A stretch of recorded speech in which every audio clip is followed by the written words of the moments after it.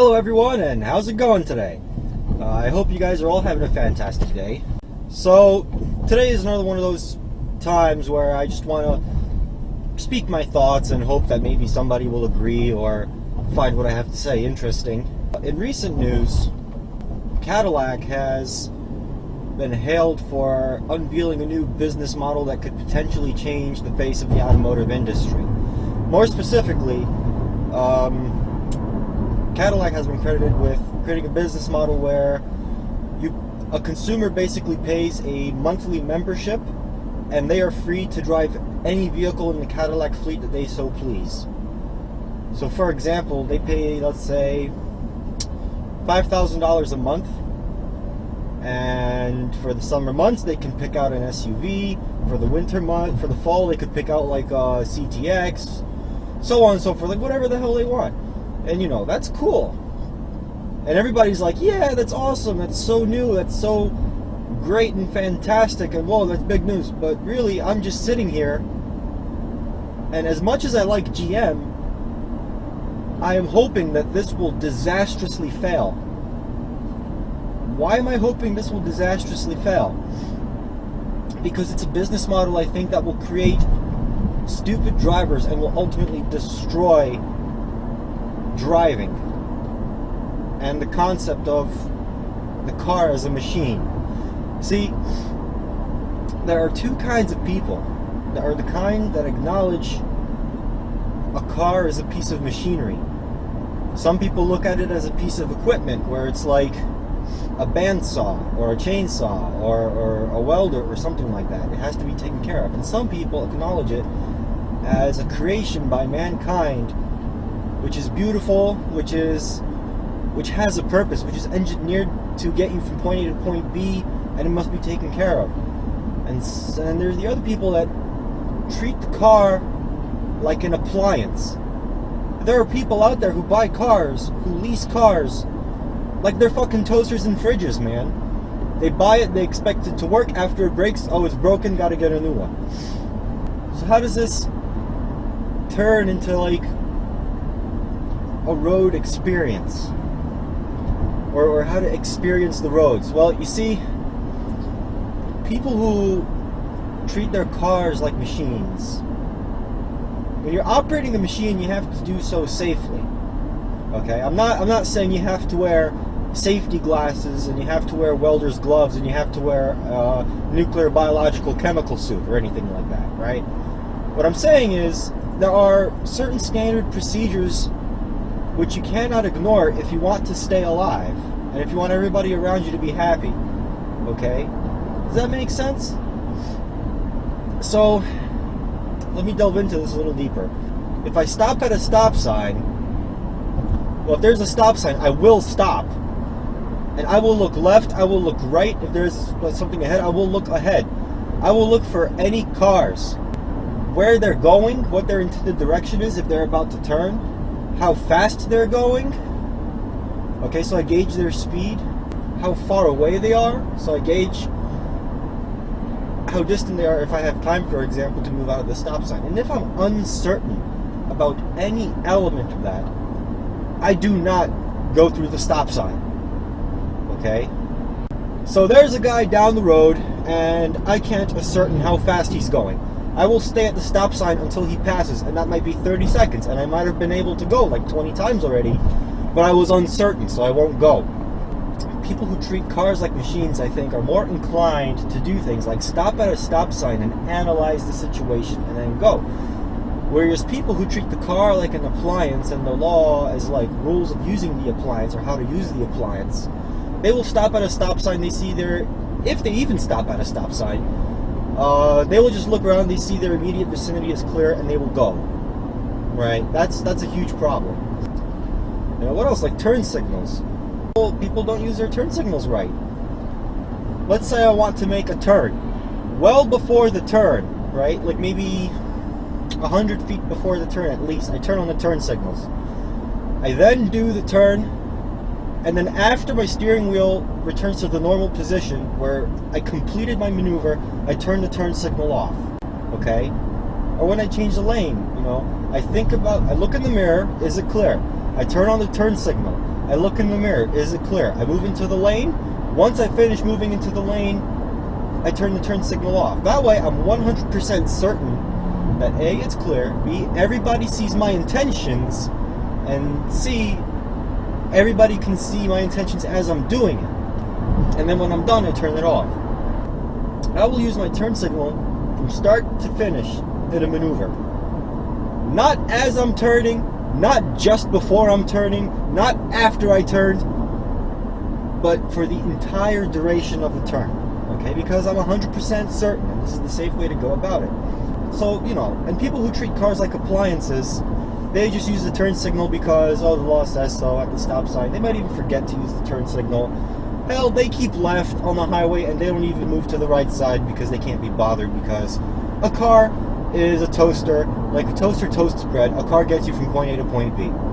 This also plays a major difference in New York and in Pennsylvania. In New York and in Pennsylvania, there are two things that are different: the car culture and the economy.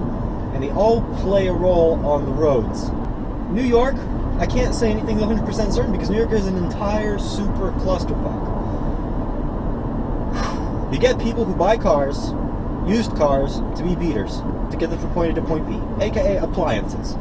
You get people who lease cars because they don't want to own the car, you know, appliance. You have people who are given a car for like a fleet vehicle, appliance, a tool, right? New York is really big on leases and people who think bicycles are awesome. So that says a lot about how people treat their cars. It's a thing that should work, and if it doesn't work, you just get a new one. And the economy allows for that wastefulness. Whereas in Pennsylvania, car culture is a little different, okay? People are less likely to lease cars. And it's not uncommon for every family member in a household to have their own car. So like mom will have her car, dad will have his car, brother, sister, other brother all have their cars, and then in the garage there's also 2 motorcycles and 3 ATVs. That's like a Pennsylvania household for you. The result is, not many families can afford to buy a brand new car for everyone or lease a car for everyone. Instead, for example, kid for his graduation present from high school might get a used Toyota Corolla. And of course, things need doing to that car. The child might be more inclined to, let's say, change the oil on his car, or he might have his own garage, you know, and he'll do things like change his own oil or change his own brakes. And that is what builds respect for the car as a piece of equipment, as a machine. So you have a new car, and you're proud of it because it's new and because it's yours. But when you have a used car, you take pride in the fact that it's old, okay? In a new car, if it goes 1,000 miles, well, that's because it should, because it's new. In a used car, if it goes 1,000 miles, it's because you did this. You took care of it. You gave it that new oil. You changed those tie rods, okay? You guys see what I'm getting at? Like, listen to this. Like, this makes me proud. Eventually, you build a bond with the car. The oil flowing through the engine gives you an idea of like blood flowing through veins. When you change dirty engine oil and you put new engine oil in and you turn over that engine and you go for a drive, to me it feels like you take a cold shower after a very sweaty hot summer day and everything is so smooth and so clean. I don't know how to describe that, but I hope that you guys see what I'm getting at. So now back to this Cadillac business model. Imagine for a second that this business model took over the car industry and that car ownership was virtually dead. Nobody would be working on their own cars, because why would you if you can just put it back and get a different one? Nobody would have that same respect or satisfaction or pride in the machine that they have.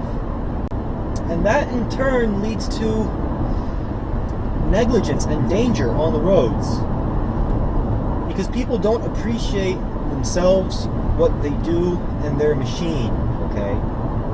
Listen, this 2005 Chrysler 300, it's beat up on the outside, right? Because it's lived 10 years of its life in New York City before I bought it. And if I were to wreck this thing, God forbid, I would I wouldn't cry, but I would really feel like shit, because even if I got another exact 2005 Chrysler 300, it wouldn't feel the same, because it doesn't have that much effort, energy, and love that I have put into it. And this translates into how I drive on the road. I don't want to inconvenience anyone, and I don't want to put myself, my passengers, and my car in danger of destruction. I want this piece of equipment to last as long as possible. Now, if I had a leased car, if something goes wrong, bring it to the dealership. If I had a car under like Cadillac's business model that they're proposing or whatever, then what's stopping me from going like, oh, I'm 5,000 miles over the oil change, I'll just get a new car, you know? And then that in turn goes to the roads where it's like, man, I bumped the car as I was trying to park, or man, I rolled the stop sign, or man, I don't use the turn signal, or man, somebody sideswiped me. Nah. You know, I don't know if you guys can see what I'm getting at, but to wrap it up, there are two kinds of people. The kind that treat the car as a machine or a piece of equipment and go about everything they do safely. And the kind that don't give a shit about cars. And this in turn translates into their attitude on the roads. And this Cadillac business model effectively creates a scenario where it translates into people not developing a bond with their cars and therefore having no respect for their machines or any action that they do on the roads. Alright? Thank you all so much for watching. I hope this made sense. I don't know, you might have to wrap your head around this a little bit. And as usual, I hope you really enjoyed my video. If you did, please leave a thumbs up on the video. Consider subscribing if you're new here. If you have any thoughts, questions, anything to say, leave a comment. I love comments. I try to respond to every single one. Once again, thank you so much for watching, and I hope you have a wonderful day.